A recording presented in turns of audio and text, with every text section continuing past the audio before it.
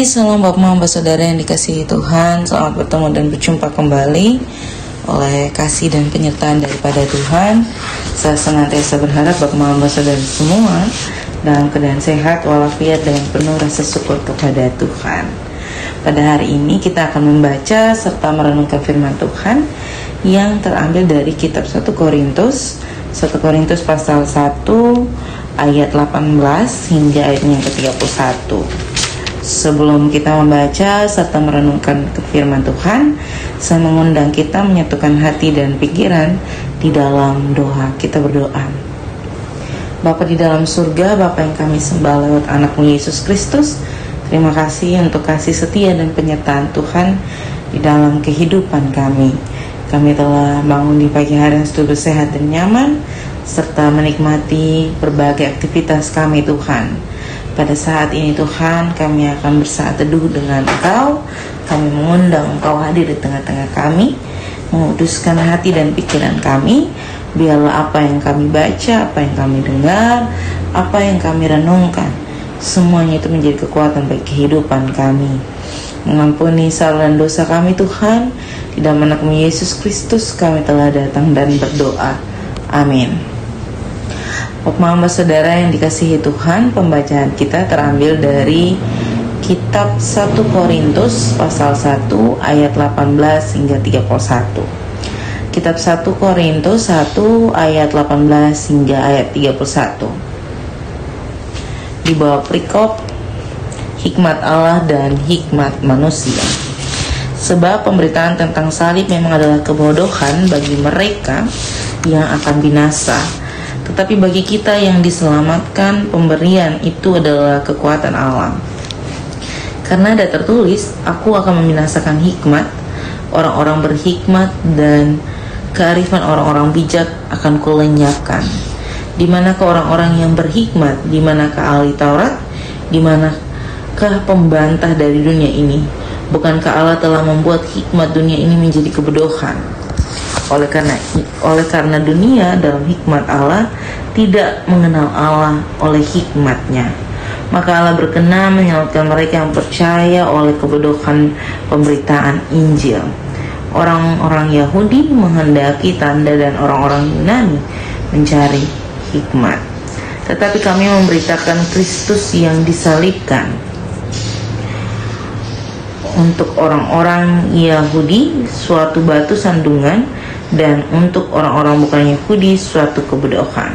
Tetapi untuk mereka yang dipanggil, baik orang Yahudi maupun bukan Yahudi, Kristus adalah kekuatan Allah dan hikmat Allah. Sebab yang bodoh dari Allah lebih besar hikmatnya daripada manusia, dan yang lemah dari Allah lebih kuat daripada manusia. Ingat saja saudara-saudara, bagaimana keadaan kamu ketika kamu dipanggil. Menurut ukuran manusia, tidak banyak orang yang bijak, tidak banyak orang yang berpengaruh, tidak banyak orang yang terpandang. Tetapi apa yang bodoh bagi dunia dipilih Allah untuk memalukan orang-orang yang berhikmat, dan apa yang lemah bagi dunia dipilih Allah untuk memalukan apa yang kuat.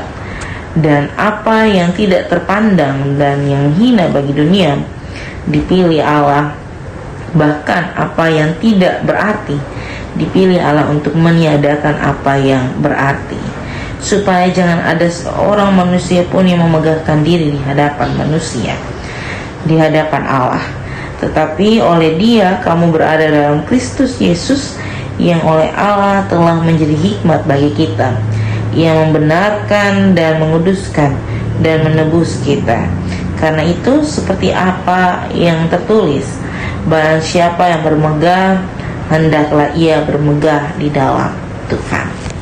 Demikian jauh akan firman Tuhan yang dikatakan berbahagia setiap kita yang tidak hanya membaca, mendengar, tetapi bersungguh-sungguh mau melakukan di dalam kehidupan kita hari lepas hari. Salam Bapak Mama Saudara yang dikasihi Tuhan, selamat bertemu dan berjumpa kembali oleh kasih dan penyertaan Tuhan. Hari ini kita dituntun oleh Tuhan untuk membaca serta merenungkan melalui kitab 1 Korintus 1 ayat 18 hingga ayatnya yang ke-31 yang membicarakan tentang hikmat Allah dan hikmat manusia. Lalu di dalam tema pada perenungan pagi hari ini, kita dituntun dengan tema hikmat dari Alkitab.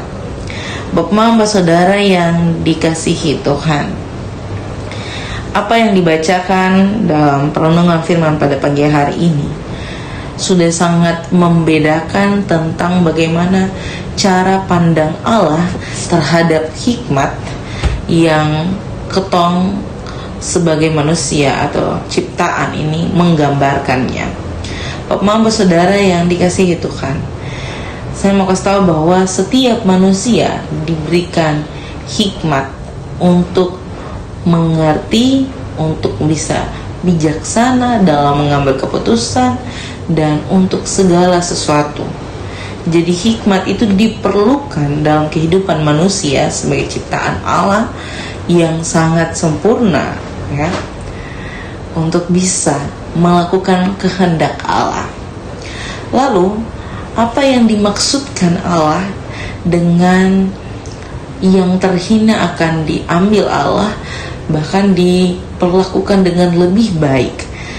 Yang bodoh di hadapan Allah bahkan itu lebih berhikmat daripada hikmat manusia.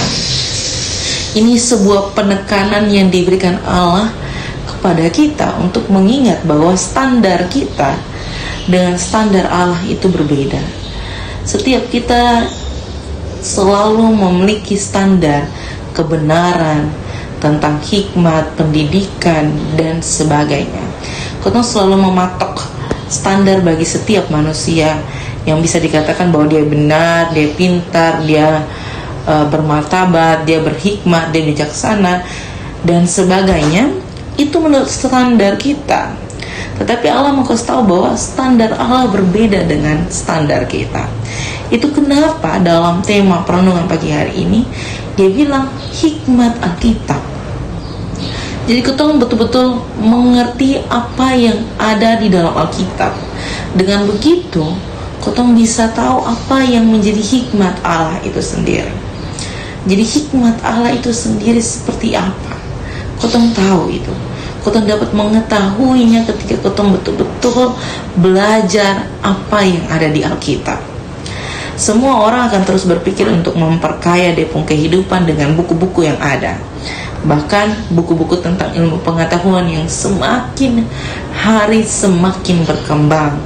Bahkan buku pengetahuan pun sudah semakin digital, semakin modernisasi. Akhirnya ada yang buku-buku digital yang dapat kotong konsumsi untuk memperkaya kotong punya diri dalam pengertian dan hikmat akan sesuatu yang ingin kotong ketahui.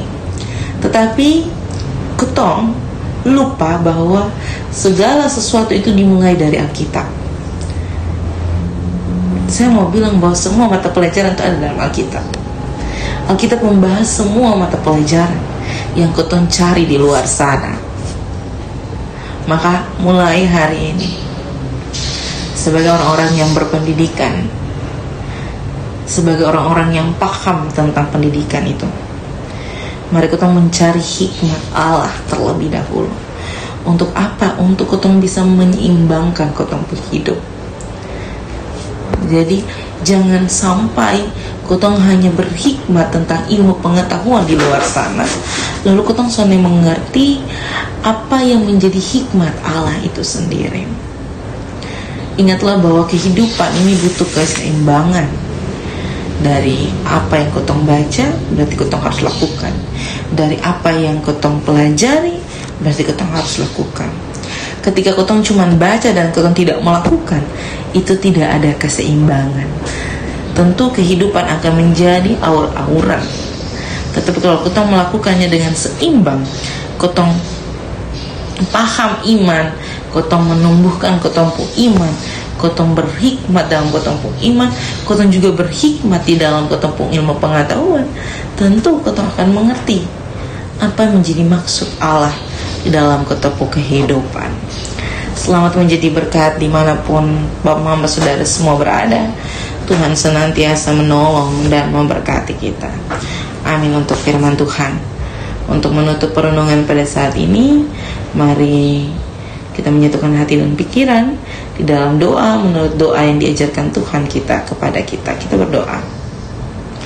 Bapa kami yang di surga, dikuduskanlah namamu, datanglah kerajaanmu, jadilah kehendakmu di bumi seperti di sorga.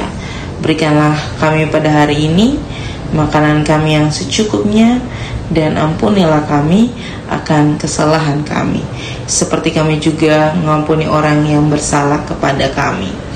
Dan janganlah membawa kami ke dalam pencobaan, tapi lepaskanlah kami daripada yang jahat. Karena Engkaulah yang punya kerajaan dan kuasa dan kemuliaan sampai selama-lamanya.